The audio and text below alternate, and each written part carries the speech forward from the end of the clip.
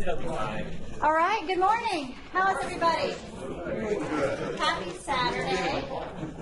Everybody good? Coffee kicking in? Coffee kicking in. I've had a couple already. I'm good. I'll come over here every so often and just give you a cold nudge. Alrighty, I'm Betsy Kauffman, and this is Oscar Rodriguez, and we own Agile Pie. We're a local Agile consulting. We do Agile coaching and Agile training. We're based here in Charlotte, North Carolina. So we've actually been able to speak at quite a few PMI events recently. We've done some community events, and I know we did one out in Valentine, and did one out in Monroe, just because I used to live there until about last week, and then I've moved to Mooresville. So maybe I'll do one in Mooresville. Next slide. This is me, alphabet soup. As a former project manager, program manager, I have my PMP, and then I made the transition into Agile. And so I've actually had the opportunity to do lots of certifications and trainings, and work with a lot of different companies, both locally here and also all across the United States. So I've come from a different background. I am not from project management. I'm actually a developer by trade, an engineer. And I worked my way up the development chain, architecture. I was a development manager, and I very much believe in Agile principles. And Betsy and I met because I hired Betsy as my Scrum Master and coach. And we work very well together, and so now we do this. So we quit our day job and decided to start this, so here we are. So when we were thinking about a topic, when Jennifer approached me about speaking at the PMI Day, I was trying to think about, well, what would be relevant for these folks? And as I go and coach a lot of different organizations, I see folks that are interested in becoming Scrum Masters, but they don't quite understand what that means and how do I make that shift. And typically, project managers sometimes make a nice Scrum Master can actually transition into that. So I thought this would be a good topic. We're going to explore some different scenarios. So when I started, like I said, I actually started as a project manager, program manager. I was very successful in what I did, at least I thought I was. We got projects done, managed control, I was a traditional waterfall, I loved it. So then someone tapped me and said, hey, would you like to become a Scrum Master? Sure, why not? Went to a 2-day certification course, learned it, loved it. Love the philosophy, love the principles, love the values about it. Understood a Scrum framework. This is easy, I've got this. And then the minute I got into it and actually started working with my teams, I really struggled. Because where I was successful as a project manager and a program manager, I was no longer successful as a Scrum Master. And so I actually had to spend a lot of time untraining my behavior. And some of the things that I learned as a successful project manager was no longer making me a successful Scrum Master. So I thought it would be interesting to explore this topic just a little bit. You want to? Well, oh, go back. Sorry. So we're actually going to do a little something different. We're going to do scenarios. So I'm going to throw up some scenarios that we encounter every single day as we coach teams and organizations. And I want you all to take a few minutes and kind of do a gut reaction. What is your gut reaction to that scenario, right? I also am going to have you maybe introduce yourselves to your neighbors and talk a little bit about your gut reaction. And then we'll talk about how you make that shift.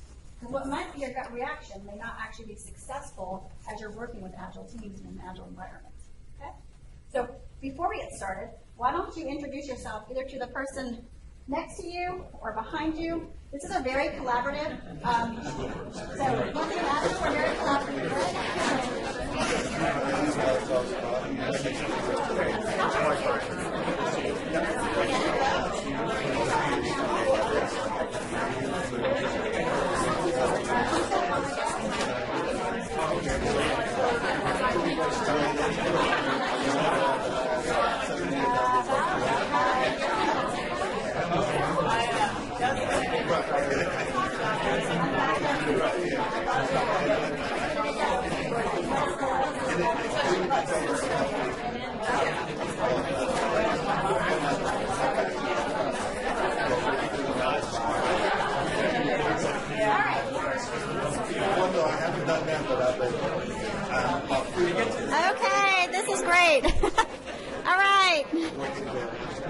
Run them out.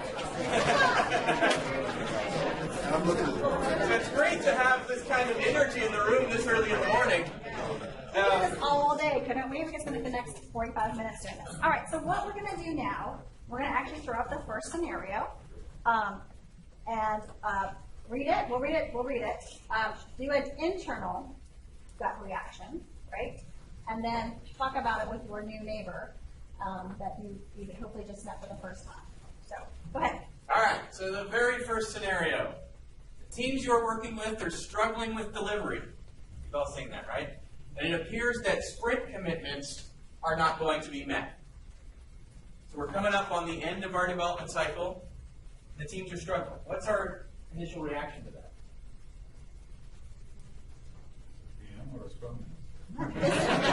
Just in general. So what is your personal reaction to that? Great question.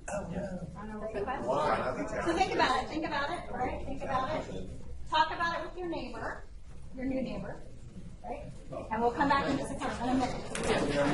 All right, folks, get that everyone. I haven't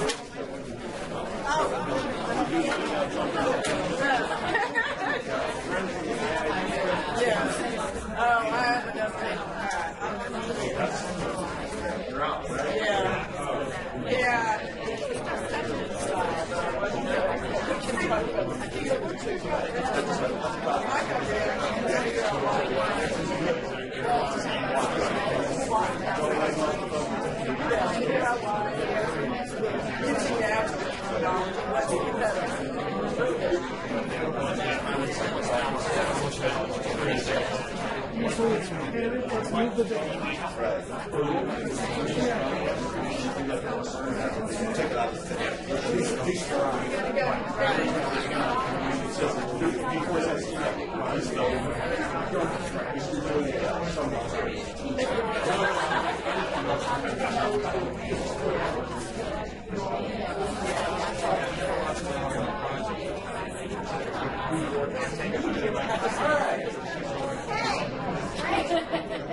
So let's get some folks, you've had some good conversation here. Who wants to share maybe a couple of thoughts and comments they had? What initial reaction to this scenario? I'm sorry. Who's in charge here? Collaboration. Start over here and then go to the back. So I want to have a conversation with the team, figure out what's going on. If people are trying to go preview them other stuff so they can't focus on the role, I don't know what's going on. So Conversation with the team. Great. Well, actually, I broke it down between what my understanding of Agile is and also my PM mode. I had two equally strong reactions. As a PM, I'm hearing struggling with delivery. Okay, now, warning flags are going out. Red, we're going red, project's red, right? Respond to this. Yeah. But from my understanding of Agile, since it's a sprint commitment, it's something we maybe bit off a little bit more. We chew this sprint, we need to get on the next sprint. So my anxiety level isn't as high. Interesting. My thought to that, adding to that would be, all right, so we bit off more than we can chew. So what can we commit to for the rest of the sprint versus what we're going to move to the next one? So what can we deliver? One thing I think maybe the shift in project management, a lot of times you find this too late. If you're Scrum Master, you should be looking at your burnout, right? So there should be no surprise because you're behind, and you miss. So you should be asking those questions. Right? So as a traditional project manager, some thoughts are, my project's turning red. What's going on? Do I need to go to the managers and figure out what's going on? Do I need to have more status meetings? Do I need to get more updates frequently? Right? That's the traditional that I used to do, right? And say, okay, we're red, raise the flag, go to the managers, and let's meet more often. I want to see what's going on. I want to manage and monitor your progress closer, right? As a Scrum Master, I actually had to take on the servant leader mentality. So I had to make a very different shift to say, okay, how do I help you? How do I help you? What's going on here in this team? What is the impediment? I heard you bring that up, and it was great. Yeah. What is the impediment that's blocking you? It could be environments. It could be that they're getting more work, right? They're actually being interjected from a different team member or from a manager telling them they have to do something else? What's blocking you? And then how do I remove that? So that's that shift that I had to make personally to say, okay, I'm no longer managing this. I'm actually here to help the team and help move them forward as opposed to raising red flags. That definitely changes. So speaking as the developer in the room, that definitely changes the approach that the development team will have with that person.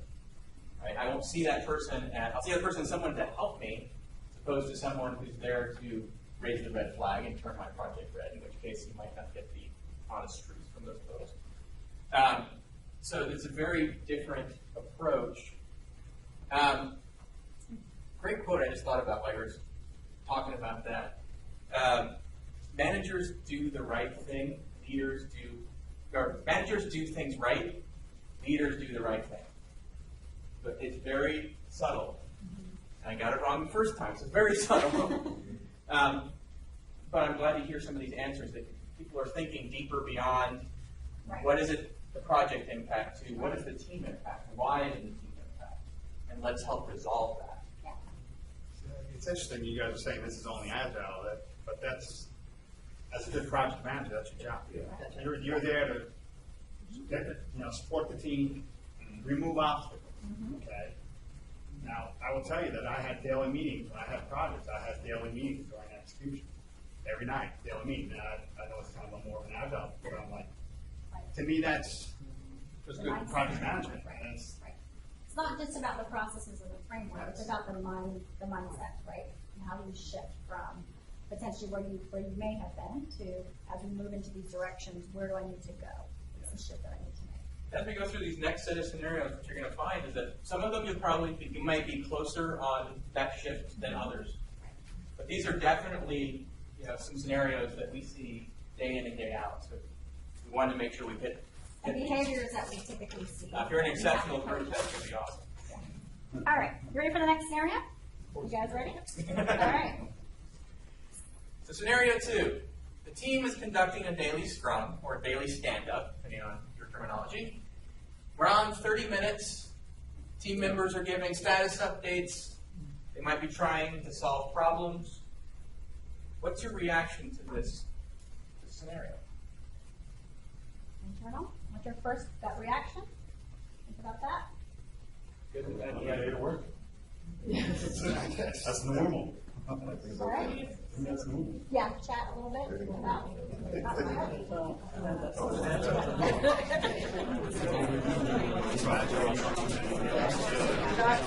You don't solve problems. Yeah, what did you do yesterday? Every Scrum Master talk about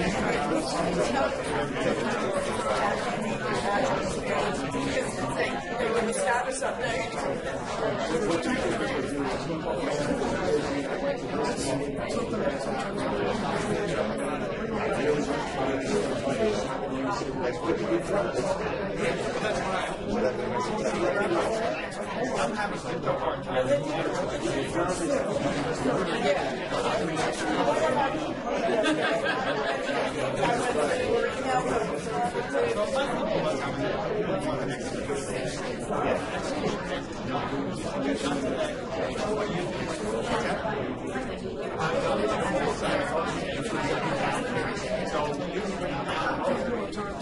Yeah, but it's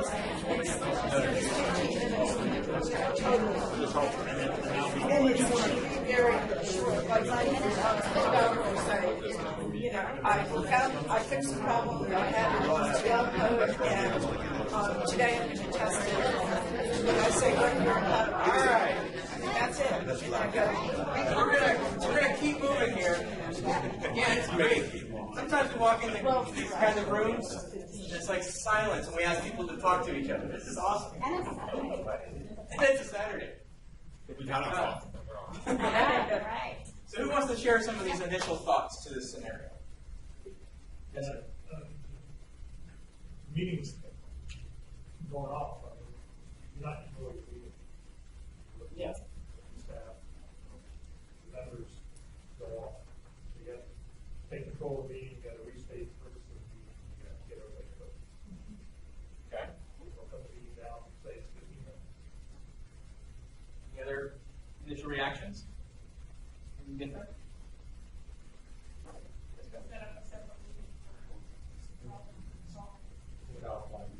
Take it Yeah, offline. take it offline. I can always tell when someone says they know, they've had agile experience and they know it.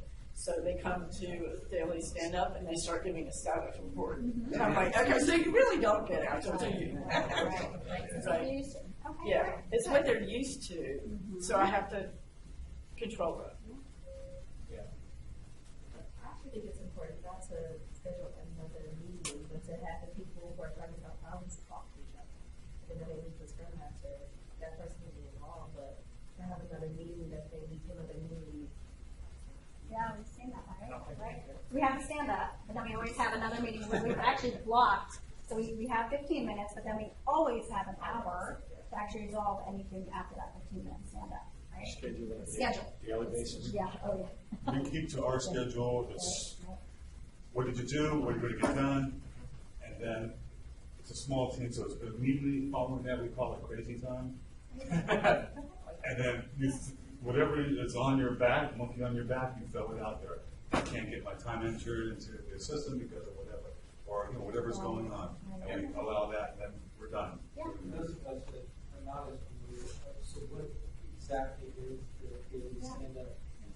What is its purpose? Yeah. Yep, so the daily stand-up is a 15-minute meeting every single day where the team actually comes together and they say, what did I do yesterday? Or what did I accomplish yesterday? We've been talking about that. What am I planning to accomplish today? And if I have any impediments. Those are the three things that they answer, the team members. It is not meant to be a status meeting. It's actually a time for the team to self-organize and to talk about how they're going to continue to move forward as a team. They bring up impediments. So as a servant leader, scrum master, your job is to work to resolve those, right? Or to make sure they're being resolved. You don't necessarily own all the impediments, but you facilitate how we're going to resolve these impediments. So that's the next key role. As a scrum master, you are a facilitator. Okay? You are no longer managing meetings. You are facilitating, I call them ceremonies. The Scrum Guide has changed it to activities. But you've got to remember that you're there to, we took a class about a year ago, you're there to actually hold the container of the meeting and let the participants fill it up.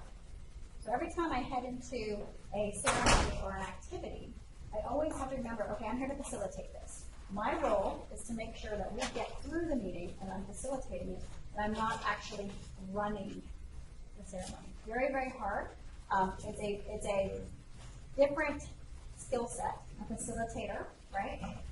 There's actually folks that do this for a living professionally, and they take all these certifications, and they can get hired as professional facilitators. But that is one of the key things in Scrum Master. You've got to learn how to facilitate and not run. And oftentimes, a good facilitator may not even know that they're there. They're there to help nudge folks along. Because that's a very different role than owning the meeting, right? You don't want to own it. The team owns it at this point. The Scrum Master is there to facilitate. And when I get to situations like that and I'm trying to solve, I very kindly say, you know what? Why don't we take this offline after the stand-up? What did you do? What did you do yesterday, or what did you accomplish yesterday? What are you trying to accomplish today? What are your impediments? Depending on how far they've gotten into those three series of questions, we pick up right there. Okay, what is your impediment? Oh, okay, great. Take it offline. Let's move forward. And I mean, you're going to see questions and comments coming into that stand-up and other sessions. So even like a requirement session, a backlog refinement, we're defining requirements. Development teams and engineers, it's a very natural flow to start talking about solutions. At which point, we come into a session to talk about our accomplishments or our projected accomplishments or requirements and trying to define them, and we find an hour later we haven't made any progress because we've delved so far into the solution. So that's where we have to, the Scrum Master is there to help guide us back and find the appropriate time for the solution. I could keep going on this, but we'll keep going on our next scenario because I have a lot to say about it. Right. The last thing I'll mention from a facilitation perspective is when you move into this kind of role, words matter a great deal. Yeah, absolutely. And so, we just kind of had the traditional three questions is what did you do yesterday, what did you do, what are you going to do today, do you have any roadblocks? And we try and switch that to accomplishments, to focus on the value that that person has delivered yesterday and today. And because that's ultimately what we want to do. If we're focused on the task, it's much more likely that we'll backslide into a status page. I don't need to know that task 51 is 30% complete. I want to know what value you're going to derive today. Because then the rest of the team members can help you drive that value if they're doing something related. Okay. Is this always in the beginning of the day? It depends. So depending on where your teams are located, typically we see it in the beginning of the day. But if you have folks that are onshore, offshore, right, it may be the end of the day for your potential offshore team members versus your onshore. Some teams, if they have to work across time zones, maybe in the middle of the day, right? So if you've got Pacific Coast, East Coast, that type of thing. Fair question. You guys ready for the next scenario? Yeah? Okay. All right. Number 3. Your developers and testers report to separate managers and sit in opposite ends of the building, potentially other sides of the world. What is your thought as a project manager? What's your thought on this scenario? Good, bad, indifferent. Right? What's your initial reaction? You're walking into this project with this scenario. Because we don't have this right now, right? No one has this scenario at all. Right? Take about 1 minute. Take about 1 minute. Take about 1 minute.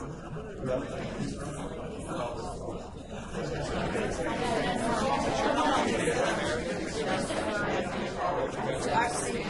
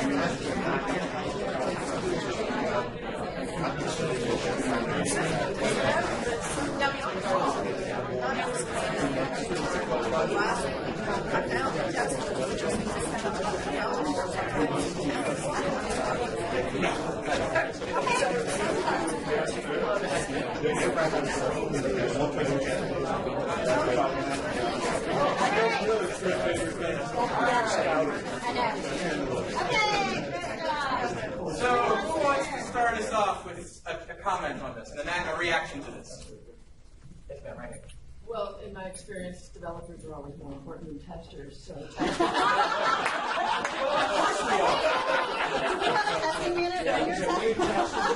at that face. No, that's perception. I'm actually the customer that you guys are voting for.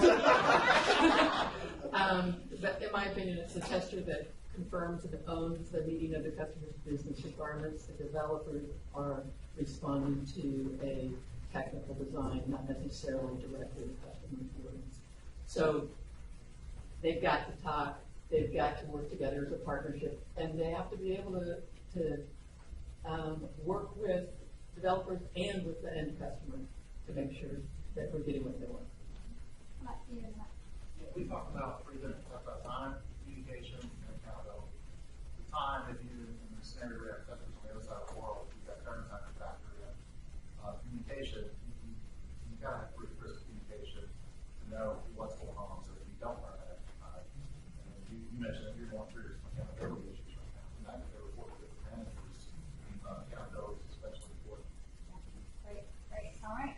Oh, yes. The issue that actually I'm not announced with projects, but one that we face is when we don't have the stability to find the resources given within the managers. So there's always an issue that we don't know what else and what I know. Right. Turn that over back. Yeah. That's great. So let's talk. So in Agile, right, we want to build cross-functional, self-organizing teams, which means we actually build a team of people who can get the work done within 7 plus or minus 2. These are the 4. So as part of your role as a Scrum Master, you're there to empower the teams. Your job is to figure out how do you make them cross-functional and self-organizing, giving them the environment, making sure they're aware of how to do that. I encountered the exact same thing, and I went and talked to the test manager, and he said, all right, let's talk about Agile. We're moving to Agile. I need for you to give me people that are going to be 100% dedicated, 100% dedicated, and will sit. We are lucky enough we actually have 17 rooms. We'll sit elbow to elbow with the developer, right? So she looked at me, and I said to her, let's try it. Let's try this, right? And so we did. She was probably one of the most negative people I've ever met, and she admits it to me. She's like, I'm going to be your worst enemy. She came to me yesterday, or 2 days ago, and said, it's actually working. I'm surprised. They love their job. They're having fun. And they're able to talk directly to each other. They're actually able to have a conversation. And they're building cross-functional. And they're empowered, and they love what they do. And they're accountable for their work. Because we plan as a group, we commit as a group, and we talk about, okay, my tester actually is 200% allocated, because we're looking at her work and her capacity. What are we going to do? And one of my developers said, I can help you test. The other developers looked at him and said, what? Are you kidding? What? I said, yeah, I can help. That's fine. And they're starting to figure out how to actually get the work done as a team of people. And I was just having those conversations with the managers and said, let's try this. Let's try to bring the people together and see what happens. You have a good example too, what you're doing with 2 different teams, right? On this one? Yeah, so we have to live with the realities, right? You're going to have teams that have the ability to sit in the same room. You're going to have teams that are spread apart. Now, if they're spread apart on different sides of the floor, maybe we can fix that. Or spread across the world, maybe not. But we need to empower the team to find ways around these impediments. Every time we take a step away from the ideal, it's going to be harder, but it's still possible, right? I've got 2 different teams. They're part of the same program. One team is distributed. It's Charlotte-based, which means we've got some folks up at the university, we've got some folks downtown, we've got a couple of folks in San Francisco because we couldn't find that skill set in Charlotte. We've got some folks up in Minneapolis. Right? QA, testing, and development, they don't often sit in the same room. But they're on the phones together, and they've created a process where we're separated in distance, so we're going to officially log defects. We'd rather have conversations, but I can't know that you're sitting there and you can talk to me. I'm going to log it, then I'm going to send you an email, then I'm going to ping you if you're online. Right? We're going to try and get as much collaboration as we can across this distance. But I know reality is you may not be sitting at your desk, and so we'll have to be able to track it. Another team on that same program all sits in Minneapolis. And so the testers there walk up to the developers because they're sitting like 2 cubes down. They tap them on the shoulder, this isn't working. All right, let me change that. By the time they get back to their desk, they can retest and verify that the change is in. Right? They can operate much quicker because they're much closer to the ideal, but the Scrum Master has to figure out and help facilitate the right solution, and the teams have to be empowered to set the routine. Because now I've got a testing manager. Yeah. Now I have a testing manager. Okay. We're agile, we can handle this. We got this. That's home. So the testing manager that in the last week was asking, well, why is team A logging defects? And they have like 50 or 60 defects in their queue. And team B has 0 defects in the queue. Why are we measuring the defects? Let's measure the value and the quality. Right? What is the quality of the delivery? This team just needs to write them down more because they're a distributed team than this team. That is not a distinction of the quality of the delivery of each team. All right. So the goal is to empower the team. You got to empower them. Yep. All right. So these the behaviors are kind of building on each other, right? Facilitate to leadership. All right. Next scenario. All right. Scenario 4, our business partners want to change direction Never on the happened, business roadmap. partner, right? Yeah. And of course, we want to do it for the next release. We're going to change directions for the upcoming release. Where are we in the current release? So we're in that current release now, and we're change. How far are we in the I'll let you talk to your partner as to whether that makes a difference. That makes a difference. Who cares? If it does, we can talk about that when we. But so talk to your partner. What is your reaction when your business stakeholder comes and says, "We want to go in a different direction for the upcoming release"?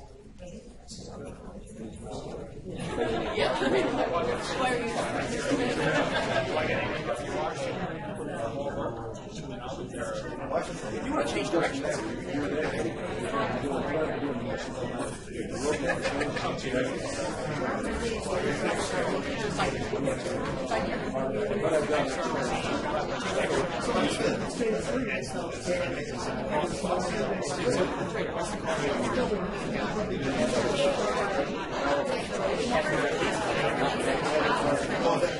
We'll talk about that.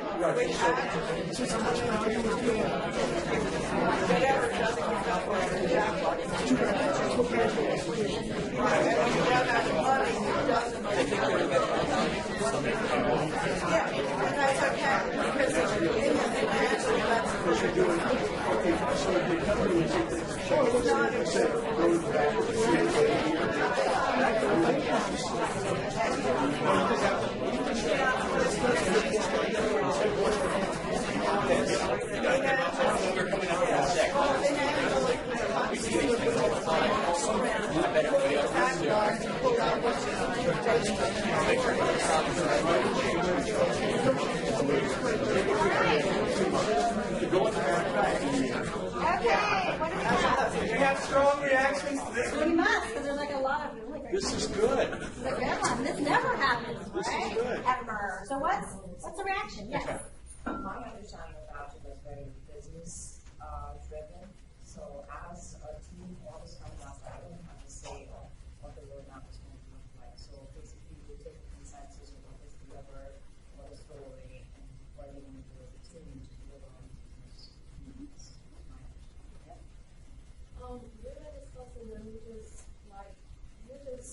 if in case that is you consider the business value to the whole company, and if it is good value, then it's possible for you as well on the long run because you get to keep your job for longer. That's important, right? You keep making money. That's how we work. Just bring everything back and thank God in spring, so nothing is really broken. You bring everything back and reprioritize and carry on.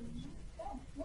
But you've got, we just talked about that. You have a set budget. Now, what I'm hearing is that your boss trade that say, yeah, you have this budget and said, if I want that, then this has got to go out. So that's fine. But that's the same thing as in, to be honest with you, that's the same thing doing water for. If you tell me, you know what, I want all these other requirements, I'm gonna, then fine, you don't get these because this is what it's gonna cost. What about change control? Change control. Yeah. Oh, no. Right? Oh, no, I got to go through change Oh, we take control. That's the way to stop change. Exactly. Right? Oh, That is an honest that's and really great funny. comment. We'll stop those changes. We'll stop those changes. We're going to take you to change. You want to change? Let's go to the change control. There you go. But you clarify by saying you do horse trading and you're still sticking within your, Yeah. that's fine. So one of the goals, one of the core shifts as a Scrum Master is that you've got to embrace change. Right? You've got to make that shift. You've got to be open to it. I was actually teaching a Agile project management course a couple weeks ago up in DC, and we did a retrospective at the end of day one. And the project manager, she said, I think the biggest impact that I've gotten from Agile is that I've got to embrace change and not fight change, right? Because historically, that's what we've done is we've managed that. We try to manage that and control that. And then when change comes in, no, change control, red. We're not gonna do what we're supposed to do. And historically, a lot of organizations still run that way, right? As a Scrum Master and as an Agile organization, you can embrace the change. Make sure that we're working on the highest priority. Make it non-emotional, right? So what is the highest priority? What is the business value? Why are we making this shift? What is the trade-off, right? So what is that trade-off? Okay, great. You want to go in a new direction? Cool. Have you met the business value? Are we ready to move forward? You have a good example with, I call it the 80-20 rule. You call it something else. Yeah. Oh, the sunk cost fallacy. It's really Once money is spent, it's spent. But how many times have you heard the argument of, well, we spent $2 million on this project, we should finish it? Why? That's not a reason. Exactly, that's not a reason. But it is. We see it all the comes time, up though, don't we? over and over. We see it all the time. Yes. Yeah. I spent $2 million. If I spend another $500,000, this project will be completed successfully. I heard the My term budget. horse trading, that was pretty much what really goes on with change, is a horse trading. I convince my customers, every time you ask me for a change, we stop development. I pull a developer to look at what you want us to do and tell you this is what it's gonna cost you. So at least, unless you ask me for change, the better off you are. If you really truly want this, then what are we gonna take out? So that is their decision though, right? So that's the other thing with Agile, it shifts that. The business, so I don't know about you, but I've worked in a lot of large organizations. Typically as a technologist, I've been able to drive that, right? And I've told my business, or my business partners, what are you gonna tell you what you're gonna get? I'll tell you what you're gonna get. Business now is in the driver's seat. They're now making that decision. So, okay, that's great. Hey, you know, we'll do this. We'll accommodate this. This may be the impact. You own it. Great. Move on. Move on. Yes. Do you have any role in also giving like feedback to them saying that, okay, we can do this, whatever you want, but here are some of the consequences and here are some of the technology challenges that we have with this, and so to give them a more realistic understanding of what they're going to receive. Yeah, I actually am going through that right now. So I have a business partner who wanted to do this massive front end change, but we didn't have the conversation to say, yes, we can do this. However, it may impact your August deliverables and what you're trying. If I had known that, I would not do this now in June. I'd want to probably just have a brain focused on August and plan for that maybe at a later date in the year. So that conversation never happened, but that's the fair conversation to have. Yes, and, right, so not yes, but, so that's what we learned in one of our classes was, Yes, and, we're gonna potentially jeopardize the August delivery. Or you may not get all the features that you planned for August because we may not have the time. You may have to pull out the lowest priority.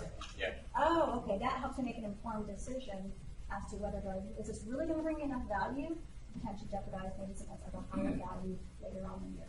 And it's not just the business value of that project change, it's the business value of the environment. That's right. If your slippage is going to impact another project in a different area, then you need to really think about the ROI impact to the entire business. Right, and that is excellent. Like we got that point back here. It's what's right for the organization. Yeah.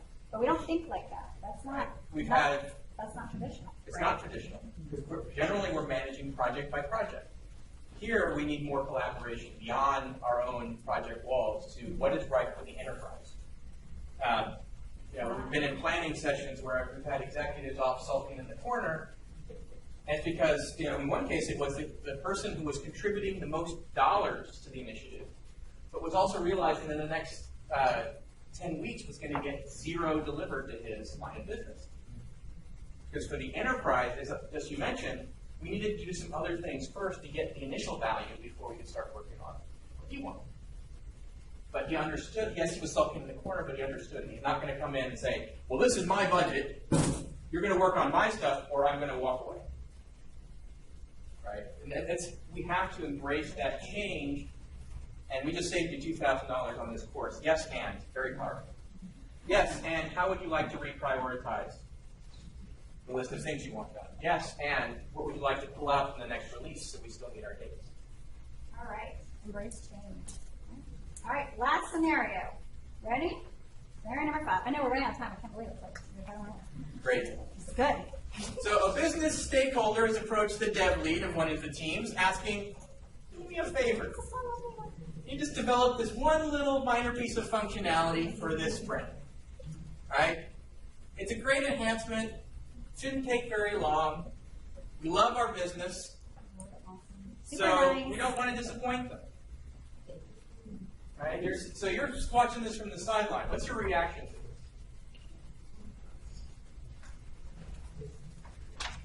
or a tech manager, maybe not a business stakeholder, maybe a tech manager, maybe somebody has come in, right? My customers Right?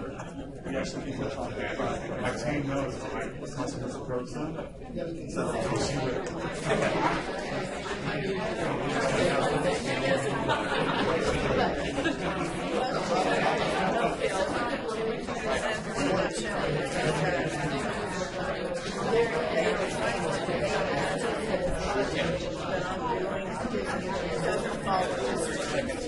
The coding we started at sprint 0 and sprint 3. The coding we started at sprint 1 and sprint 2. It's many waterfalls that just doesn't involve. Yeah, well, the project is struggling. You know, she was like, it's struggling. Like, environment. Okay, who wants to, Another round of very good That's a conversation. great example of a scope creep, right? That's right. So, yeah, I can tell that gentleman or the lady who was asking to make the changes that I'd love to accommodate, but I can. I have to go through the process, and we need to send a change request and go through that process. I'm like, good.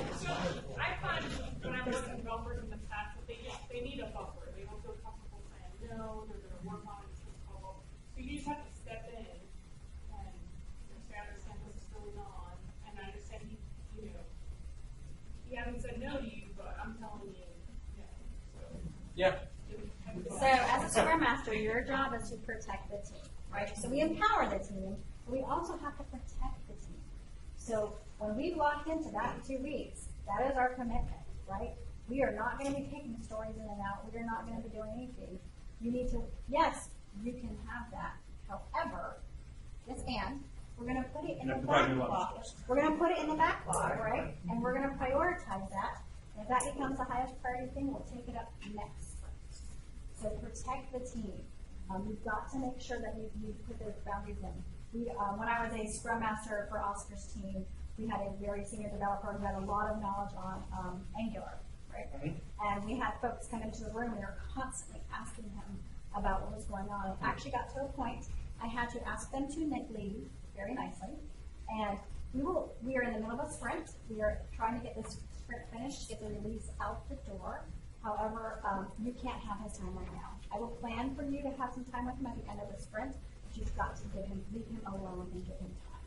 And they looked at me, and they were like, I'm sorry, protect the team, right? Right? And they understood that because it's hard. You've only got 2 weeks. We got to get this stuff going. If you're constantly interrupting one of my senior developers, you're going to really bother them, right? So it's how do you have the team to protect themselves as well? Say no. It's okay to say no. It'll all be meets early today. One of the comment I was going to say is, whenever that comes up, it also has to come back to lean on the person who's asking for that favor as to where's the value in this.